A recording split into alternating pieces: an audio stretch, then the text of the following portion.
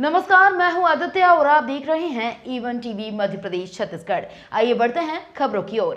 रतलाम जिले की सबसे हॉट सीट जावरा पर इस बार मुकाबला त्रिकोणी होने जा रहा है, जिसमें भाजपा प्रत्याशी राजेंद्र पांडे हैं, जो पिछला चुनाव भी भारी मतों से जीते थे। वहीं उनके सामने इस बार कांग्रेस ने वीरेंद्र सिंह सोलंकी को टिकट दिया है, तो निर्दलीय में करणी सेना के अध्यक्ष जीवन सिंह शेरपुर भी मैदान में है। शेरपुर के आने से मुकाबला त्रिकोणी और रोचक बन गया है, क्योंकि अभी तक इस विधानसभा में केवल कांग्रेस भाजपा ही मुकाबले में रहते थे। उनके आने से अब जीत किस पार्टी को मिलेगी, ये बता पाना बहुत मुश्किल है। परंतु इस कांटे के मुकाबले में करणी सेना के अध्यक्ष आने से प्रदेश की निगाहें टिकी हुई हैं। जनसंपर्क देखा जाए तो तीनों ही प्रत्याशी पूरे दमदार तरीके से मैदान में डटे हुए हैं। वर्तमान में जनता चुप है और वहां केवल 3 दिसंबर को ही पता चलेगा कि जनता ने किसे वोट किया है। फैसला जो भी हो, तीनों प्रत्याशी ने मुकाबले में जान डाल दी है और अब तीनों प्रत्याशी जनता के बीच अपनी बात रखते हुए अपनी रफ्तार तेज कर रहे हैं।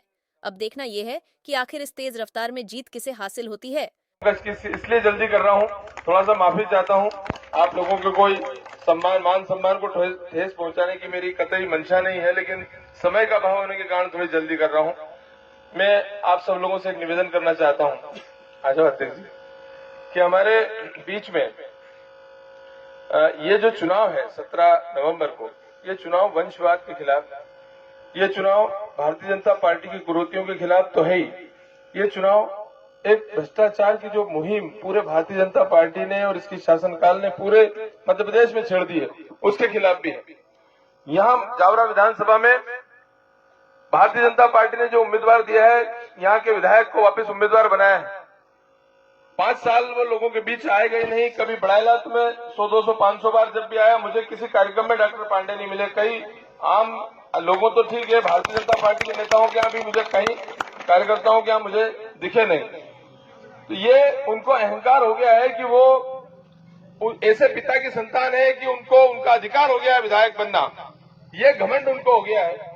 और ये राजा जैसा जो उनका घमंड हो गया है, ये चकनाचूर करने का समय अभी 17 नवंबर है। ये घमंड जो अहंकार है कि मेरे पिता जो है सांसद रहे तो मैं ही विधायक बनूंगा। आज लोकतंत्र में राजा मतपेटी से पैदा होता है। अब राजा तो उसको कह नहीं सकते, सेवक होता है, लेकिन उनमें अगर राजा का भाव भी है तो वो मतपेटी से पैदा होता है। रानी की कोख से अब कोई पैदा नहीं होता राजा।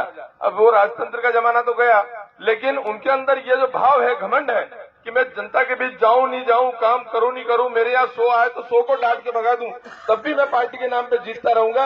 ये अहंकार तोड़ने का दिन 17 नवंबर है। मुझे यकीन है कि बड़ाला माता जी, भगा जी पूरी ताकत से इस अहंकार को तोड़ेगा। और एक और अनुरोध, एक दो उम्मीदवार और हैं जातिवाद के समर्थक। मुझे ये समझ नहीं आ रहा है पिछले 2-4 दिनों से कि वो चुनाव मैदान में है कि युद्ध के मैदान में है। उनके अंदर महाराणा प्रताप जी की कोई मतलब महाराणा प्रताप जैसे नहीं थे, कोई ऐसी आत्मा घुस गई है कि जिसके अंदर वो पूरा समय युद्ध के मोड़ पे है। रात को 6 बजे बाद से एक तो चुनाव संचालक उन्होंने जो बनाया है उनके, वो अभी जेल से छूट गया है। ताल का एक गुंडा है, उसको चुनाव संचालक बनाया है उन्होंने। तो वो दिन भर दारू पी के सुबह से रात तक लोगों को फोन लगाता है कि अरे थाने मालूम को नहीं है कौन लड़ी रही हो चुनाव, दादा लड़ी रहा है चुनाव, थाने 17 तारीख बाद भी रहनो के नहीं रहनो। अरे भैया, राजनीति कर रहे हो, राजनीति के तरीके से करो। मुझे समझ नहीं आ रहा है। रात को 10, 12, 15 लड़के एक गली मोहल्ले में भेजेंगे, सैलरी पेड पे पैसा, अवैध दारू का पैसा है, अवैध शराब का पैसा है। इस तरह से तो कोई पैसा बढ़ता नहीं है, लेकिन अवैध धंधों से जो पैसा आता है वो ऐसे ही पानी में बर्बाद होता है, नाली में जाता है। और ये पैसा भी जो 10-20 करोड़ फुकट में आया है, ये ऐसे ही नाली में जाएगा, इसका उपयोग नहीं होने वाला, ये गारंटी है। जमानत तो बचने वाली नहीं है ऐसे लोगों की। लेकिन ये जो भय पैदा करके जनता में, हमारे खासकर अनुसूचित जाति जनजाति में भी, आदिवासी बेल्ट में भी गया, प्रेशर बनाया जा रहा है उनपे, डर बनाया जा रहा है उनपे। तो मैं उनको कहना चाहता हूं, मेरे भाइयों से कहना चाहता हूं कि भयभीत होने की रत्ती भर आवश्यकता नहीं है। ये भारतीय संविधान से ये देश चलता है, तलवार और बंदूक से ये देश नहीं चलेगा। अगर किसी ने हरकत की आप में से किसी भाई के साथ, तो वो परिणाम भी यही भोगेगा अभी। ठीक है, मैं आपको आश्वस्त करना चाहता हूं कि कानून के दायरे में वो परिणाम भोगेगा, उसका परिणाम बहुत बुरा होगा अगर किसी ने आप लोगों के साथ बर्ताव गलत किया तो।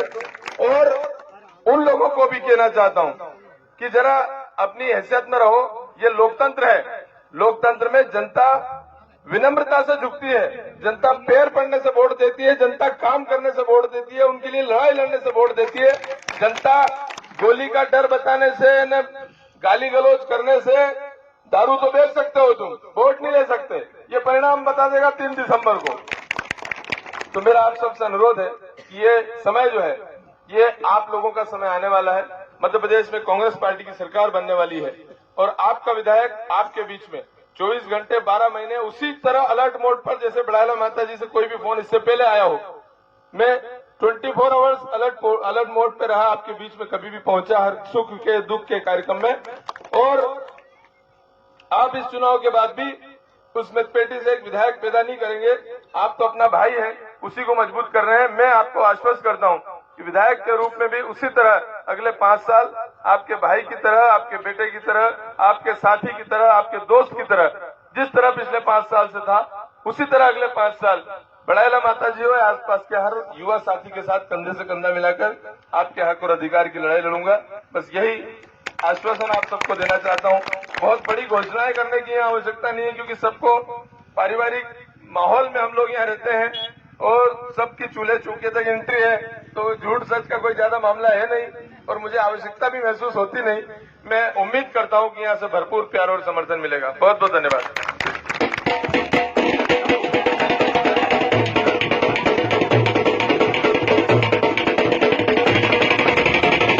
दीजिएगा और हाथ पंजे को भारी से भारी मतों से विजयी बनाइएगा।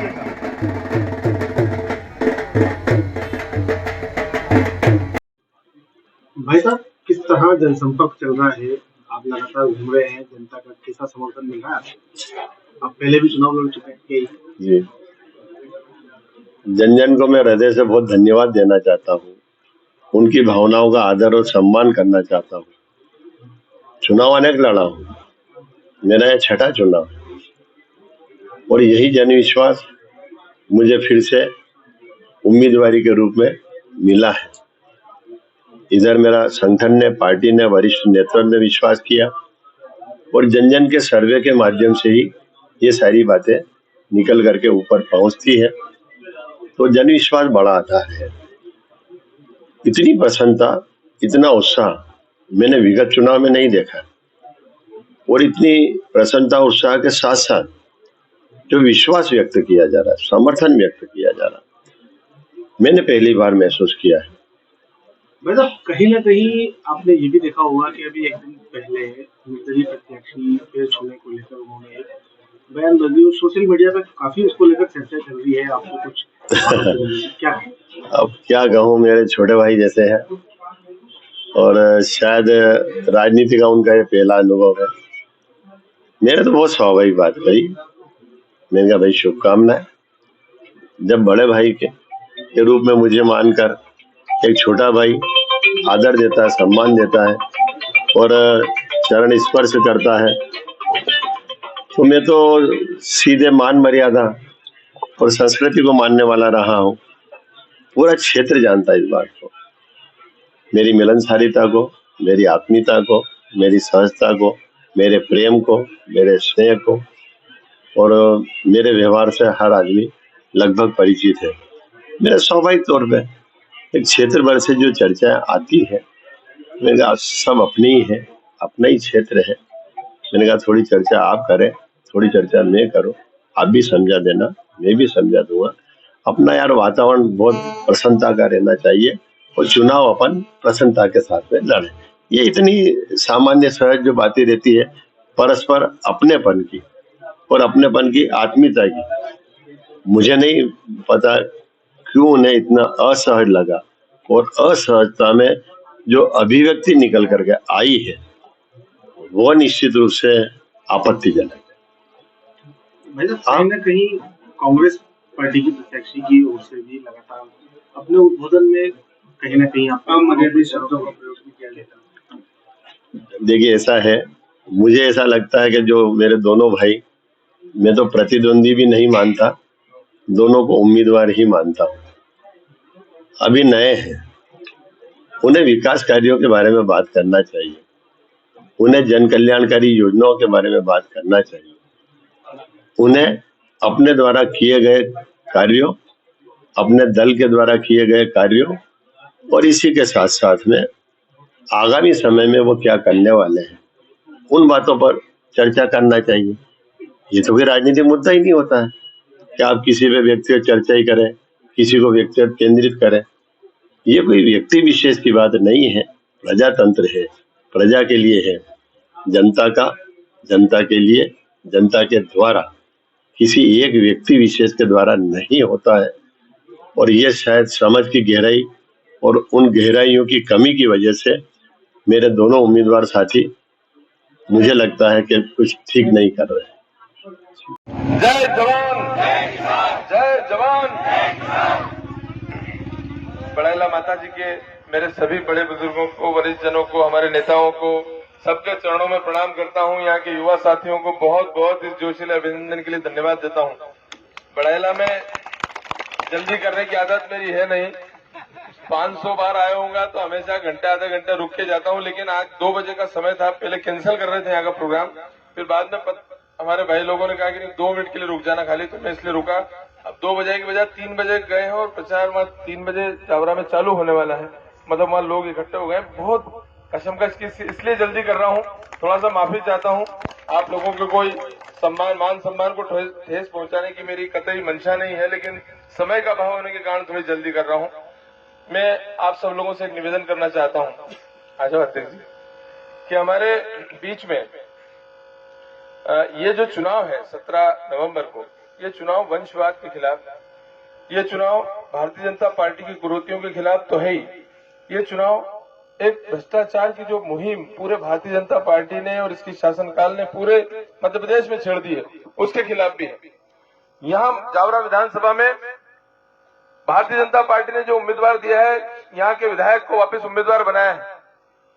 5 साल वो लोगों के बीच आए गए नहीं। कभी बढ़ाइला तो मैं 100, 200, 500 बार जब भी आया, मुझे किसी कार्यक्रम में डॉक्टर पांडे नहीं मिले। कई आम लोगों तो ठीक है, भारतीय जनता पार्टी के नेताओं के यहाँ भी मुझे, कई कार्यकर्ताओं के यहाँ मुझे दिखे नहीं। तो ये उनको अहंकार हो गया है कि वो ऐसे पिता की संतान है कि उनको उनका अधिकार हो गया है विधायक बनना, ये घमंड उनको हो गया है। और ये राजा जैसा जो उनका घमंड हो गया है, ये चकनाचूर करने का समय अभी 17 नवंबर है। ये घमंड जो अहंकार है कि मेरे पिता जो है सांसद रहे तो मैं ही विधायक बनूंगा। आज लोकतंत्र में राजा मतपेटी से पैदा होता है। अब राजा तो उसको कह नहीं सकते, सेवक होता है, लेकिन उनमें अगर राजा का भाव भी है तो वो मतपेटी से पैदा होता है। रानी की कोख से अब कोई पैदा नहीं होता राजा। अब वो राजतंत्र का जमाना तो गया, लेकिन उनके अंदर ये जो भाव है, घमंड है कि मैं जनता के बीच जाऊं नहीं जाऊं, काम करूं नहीं करूं, मेरे यहाँ 100 आए तो 100 को डांट के भगा दूं, तब भी मैं पार्टी के नाम पे जीतता रहूंगा। ये अहंकार तोड़ने का दिन 17 नवंबर है। मुझे यकीन है कि बढ़ाइला माता जी पूरी ताकत से इस अहंकार को तोड़ेगा। और एक और अनुरोध, एक दो उम्मीदवार और हैं जातिवाद के समर्थक। मुझे ये समझ नहीं आ रहा है पिछले 2-4 दिनों से कि वो चुनाव मैदान में है कि युद्ध के मैदान में है। उनके अंदर महाराणा प्रताप जी की कोई, मतलब महाराणा प्रताप जैसे नहीं थे, कोई ऐसी आत्मा घुस गई है कि जिसके अंदर वो पूरा समय युद्ध के मोड़ पे है। रात को 6 बजे बाद से एक तो चुनाव संचालक उन्होंने जो बनाया है उनके, वो अभी जेल से छूट गया है। ताल का एक गुंडा है, उसको चुनाव संचालक बनाया है उन्होंने। तो वो दिन भर दारू पी के सुबह से रात तक लोगों को फोन लगाता है कि अरे थाने मालूम को नहीं है कौन लड़ी रही हो चुनाव, दादा लड़ी रहा है चुनाव, थाने 17 तारीख बाद भी रहनो के नहीं रहनो। अरे भैया राजनीति कर रहे हो, राजनीति के तरीके से करो। मुझे समझ नहीं आ रहा है, रात को 10, 12, 15 लड़के के गली मोहल्ले में भेजेंगे, सैलरी पेड के पैसा, अवैध दारू का पैसा है, अवैध शराब का पैसा है। इस तरह से तो कोई पैसा बढ़ता नहीं है, लेकिन अवैध धंधों से जो पैसा आता है वो ऐसे ही पानी में बर्बाद होता है, नाली में जाता है। और ये पैसा भी जो 10-20 करोड़ फुकट में आया है, ये ऐसे ही नाली में जाएगा, इसका उपयोग नहीं होने वाला, ये गारंटी है। जमानत तो बचने वाली नहीं है ऐसे लोगों की। लेकिन ये जो भय पैदा करके जनता में, हमारे खासकर अनुसूचित जाति जनजातियों में, आदिवासी बेल्ट में भी गया, प्रेशर बनाया जा रहा है उन पे, डर बनाया जा रहा है उन पे। तो मैं उनको कहना चाहता हूं, मेरे भाइयों से कहना चाहता हूं कि भयभीत होने की रत्ती भर आवश्यकता नहीं है। ये भारतीय संविधान से ये देश चलता है, तलवार और बंदूक से ये देश नहीं चलेगा। अगर किसी ने हरकत की आप में से किसी भाई के साथ, तो वो परिणाम भी यही भोगेगा अभी। ठीक है, मैं आपको आश्वस्त करना चाहता हूं कि कानून के दायरे में वो परिणाम भोगेगा, उसका परिणाम बहुत बुरा होगा अगर किसी ने आप लोगों के साथ बर्ताव गलत किया तो।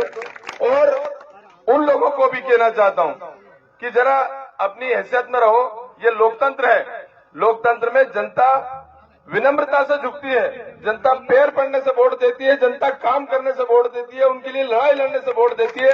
जनता गोली का डर बताने से, न गाली गलौज करने से, दारू तो बेच सकते हो तुम, वोट नहीं ले सकते, ये परिणाम बता देगा 3 दिसंबर को। तो मेरा आप सबसे अनुरोध है कि ये समय जो है, ये आप लोगों का समय आने वाला है। मध्य प्रदेश में कांग्रेस पार्टी की सरकार बनने वाली है और आपका विधायक आपके बीच में 24 घंटे 12 महीने उसी तरह अलर्ट मोड पर, जैसे बड़ाला माता जी से कोई भी फोन इससे पहले आया हो, मैं 24 आवर्स अलर्ट मोड पे रहा, आपके बीच में कभी भी पहुंचा, हर सुख के दुख के कार्यक्रम में। और आप इस चुनाव के बाद भी उस मतपेटी से एक विधायक पैदा नहीं करेंगे। आप तो अपना भाई हैं, उसी को मजबूत कर रहे हैं। मैं आपको आश्वस्त करता हूं कि विधायक के रूप में भी उसी तरह अगले 5 साल आपके भाई की तरह, आपके बेटे की तरह, आपके साथी की तरह, आपके दोस्त की तरह, जिस तरह पिछले 5 साल से था, उसी तरह अगले 5 साल बड़ाला माता जी हो या आसपास के हर युवा साथी के साथ कंधे से कंधा मिलाकर आपके हक और अधिकार की लड़ाई लड़ूंगा। बस यही आश्वासन आप सबको देना चाहता हूं। बहुत बड़ी घोषणाएं करने की यहाँ आवश्यकता नहीं है, क्योंकि सबको पारिवारिक माहौल में हम लोग यहाँ रहते हैं और सबकी चूल्हे चौके तक एंट्री है, तो झूठ सच का कोई ज्यादा मामला है नहीं और मुझे आवश्यकता भी महसूस होती नहीं। मैं उम्मीद करता हूं कि यहाँ से भरपूर प्यार और समर्थन मिलेगा। बहुत बहुत धन्यवाद।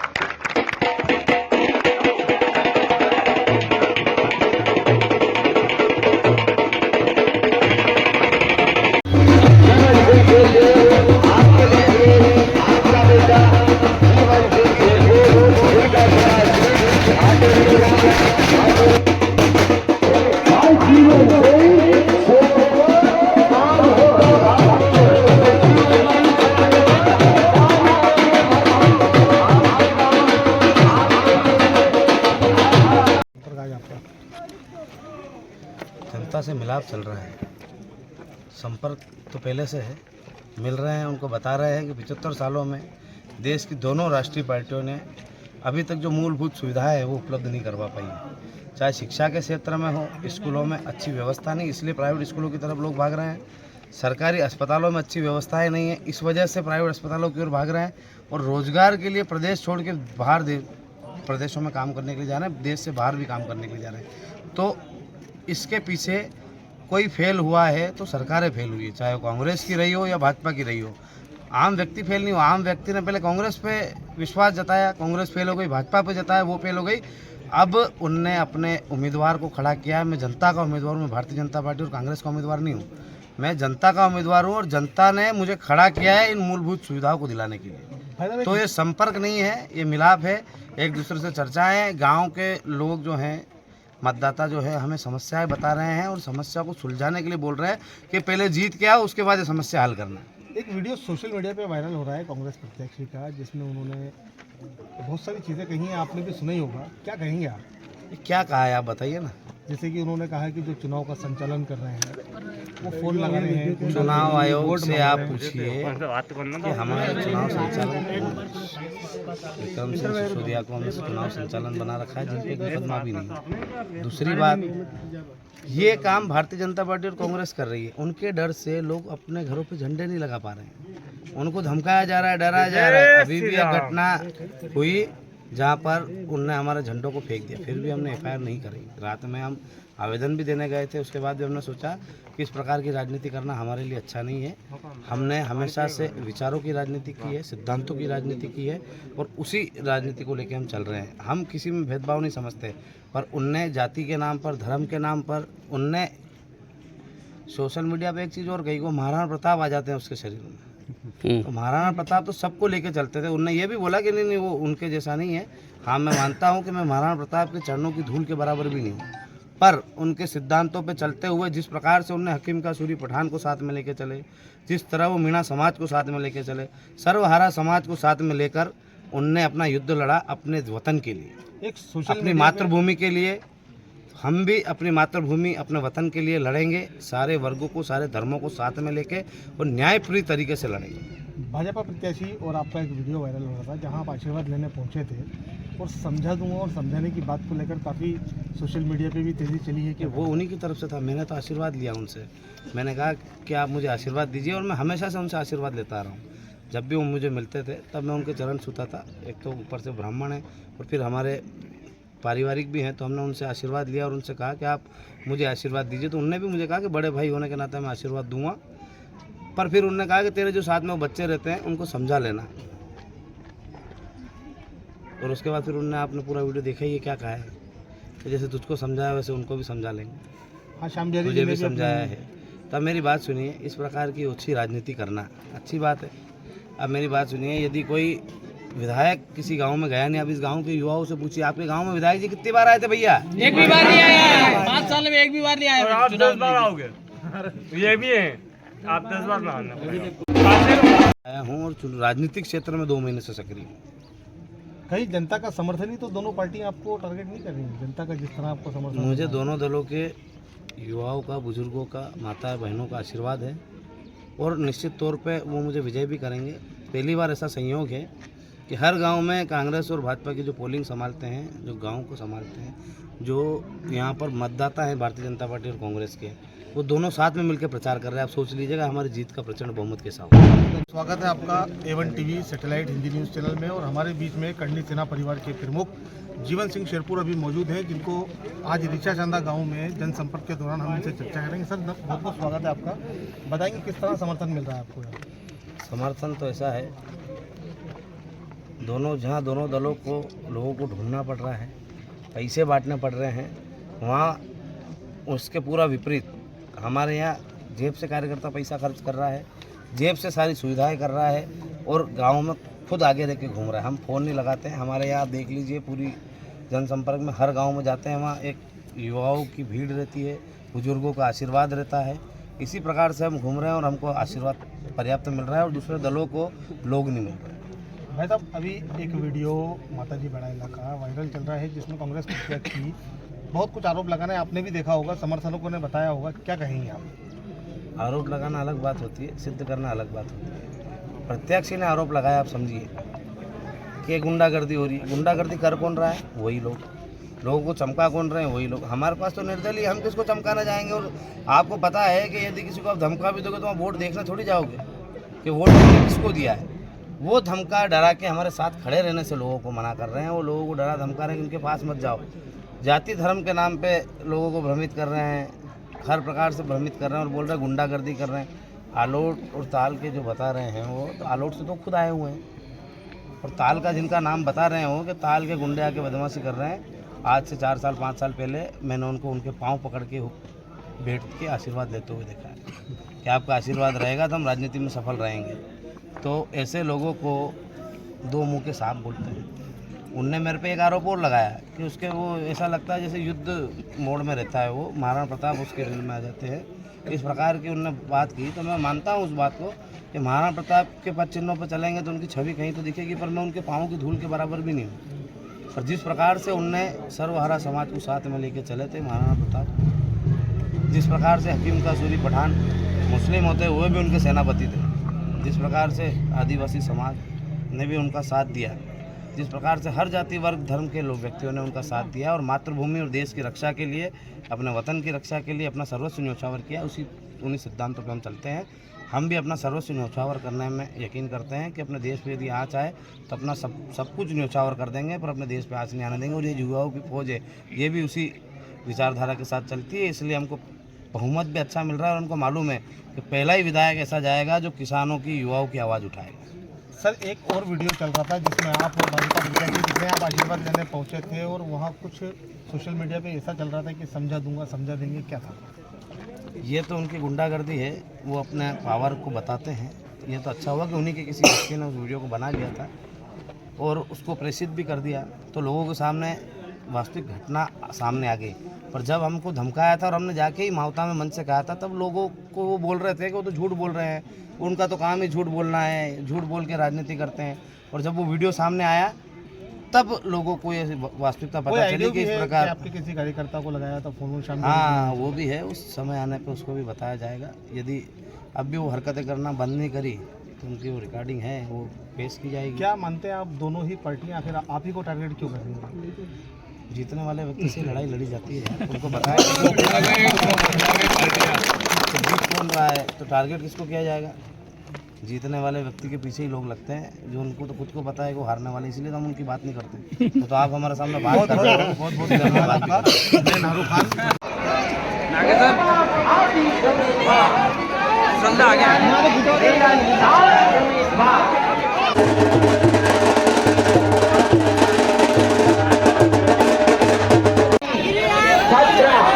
नवंबर सूरज की पहली किरण के